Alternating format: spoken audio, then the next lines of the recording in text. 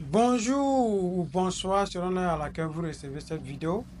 En tout cas, pour ceux qui ne me connaissent pas, je suis Dabiré Léon.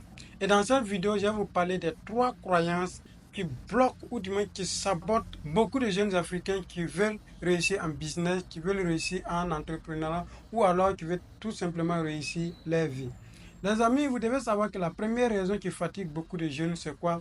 Et que beaucoup de jeunes Africains pensent que le succès est réservé aux étrangers. Ils pensent que le succès est réservé aux personnes qui vivent dans les pays développés ou alors le succès est fait pour les expatriés. Donc, ils ne croient pas qu'ils peuvent rester dans leur pays, entreprendre des projets et réussir mieux que quelqu'un qui est dans un pays développé. Donc, cette façon de croire limite beaucoup d'Africains, bloque leur capacité à voir les opportunités qui existent autour d'eux et à pouvoir les saisir. Donc, si tu veux véritablement te lancer en business, il ne faut pas croire que l'Eldorado se trouve ailleurs. Il faut changer cette croyance limitante-là. Les amis, la deuxième croyance qui fatigue beaucoup de jeunes Africains, c'est quoi? C'est qu'ils pensent il faut être riche pour se lancer en business. Ils pensent qu'il faut avoir suffisamment d'argent pour se lancer en affaires.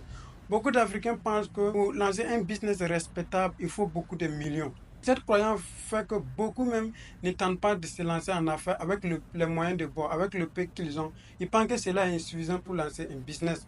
Mais en réalité, il y a assez de business aujourd'hui que vous pouvez lancer avec très peu de moyens et avec persévérance et détermination, vous réussirez à construire un grand business, un grand empire économique. Lesquels business sont par exemple aujourd'hui les business en ligne, le marketing des réseaux, la collaboration stratégique, le partenariat stratégique.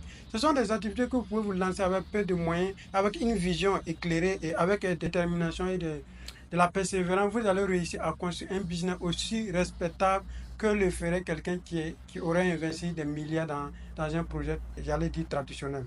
Et enfin, la troisième raison, les amis, avant que j'aborde cette troisième croyance, je te demande de t'abonner si tu n'es pas encore abonné à notre chaîne YouTube et de liker cette vidéo.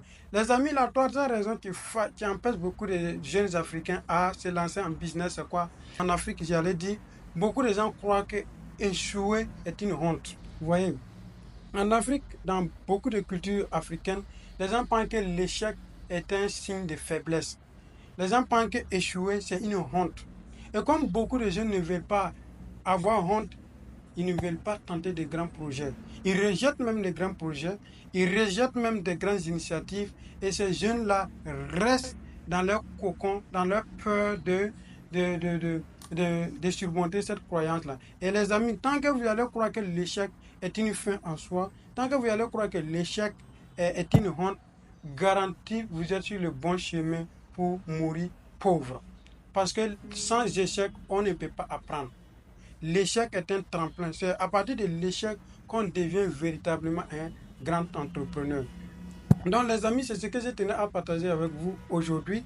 Si vous avez aimé ces trois croyants, ou alors vous croyez qu'il y a d'autres croyants qui bloquent beaucoup de jeunes à se réaliser en Afrique, je vous demande d'énumérer ces croyances-là dans les commentaires.